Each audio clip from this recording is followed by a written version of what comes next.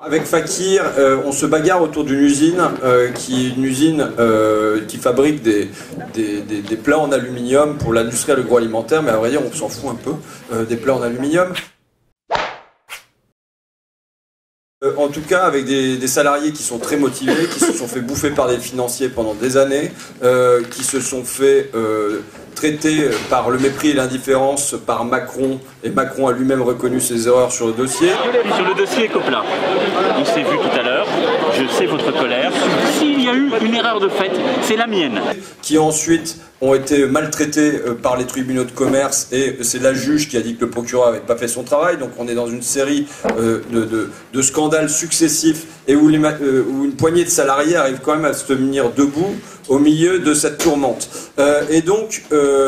leur est venue une idée, l'usine, ils ont remis un cadenas qui était remis par un huissier sur l'usine, donc ils sont un peu évacués de l'usine, même s'ils continuent la bagarre, et même s'il y a des négociations tripartites avec eux, avec le ministère, avec le repreneur italien qui a dit qu'il reprendrait aucun salarié et qui ferait rien du tout avec le site, mais c'est quand même ce projet-là qui a été préféré au projet des salariés qui, eux, proposent un projet de société coopérative qui est appuyé par des banques, qui est appuyé par l'Union régionale des sociétés coopératives. Bon, voilà. Ça, on a fait un dossier dans un numéro de Fakir, que à mon avis vous pouvez trouver sur Internet, mais donc je ne reviens pas sur toute la situation. Mais donc dans ce contexte-là, les salariés, ils envisagent de reprendre l'usine Manu Militari. J'ai un voyant rouge qui s'allume, ça veut dire c'est très chouette, mais ça veut dire je viens d'Amiens, ça veut dire c'est les Goodyear à nouveau, c'est du tribunal, c'est des peines de prison possibles dans le climat qui est le climat actuel. Donc ça veut dire que ce genre de choses-là,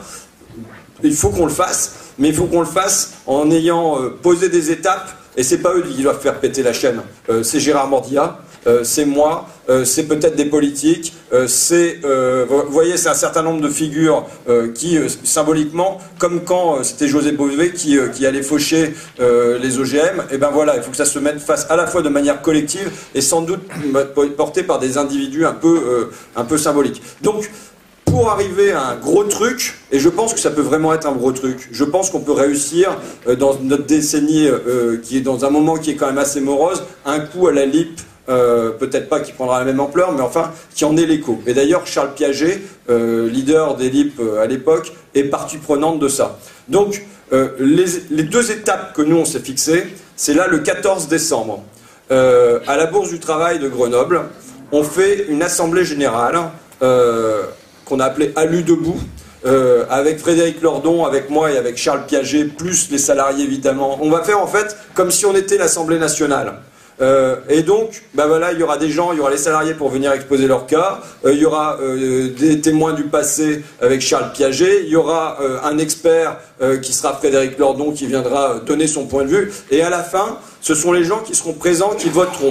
voteront pour savoir si jamais on y va pour aller reprendre l'usine ou si on n'y va pas. Mais ça veut dire que les gens, donc je vous invite à venir à ce moment-là, mais ça veut dire que les gens qui votent, ils s'engagent.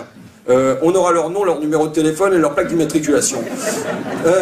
Non mais sérieusement, ça veut dire que, parce qu'on ne peut pas lever sa main en disant oui il faut reprendre l'usine et puis rien foutre dans le mois qui suit, ça veut dire que ça suppose un engagement, ça suppose d'être là le jour J, mais ça suppose peut-être de ramener 3-4 copains à l'occasion, et que moi je vise 500 personnes à Grenoble le 14 décembre, que ces 500 personnes fassent 2000-3000 personnes à Saint-Vincent-de-Mercuse à la mi-janvier, et que du coup on fasse de Saint-Vincent-de-Mercuse l'un des points névralgiques des luttes sociales en France, et que tout ça n'est pas mort, et que ça peut exister aussi dans le débat politique, dans les débats politiques qui s'annoncent. Donc voilà pourquoi je vous invite à bloquer tout de suite votre soirée du 14 décembre et vraisemblablement quelque chose aux alentours du 14 janvier. Voilà.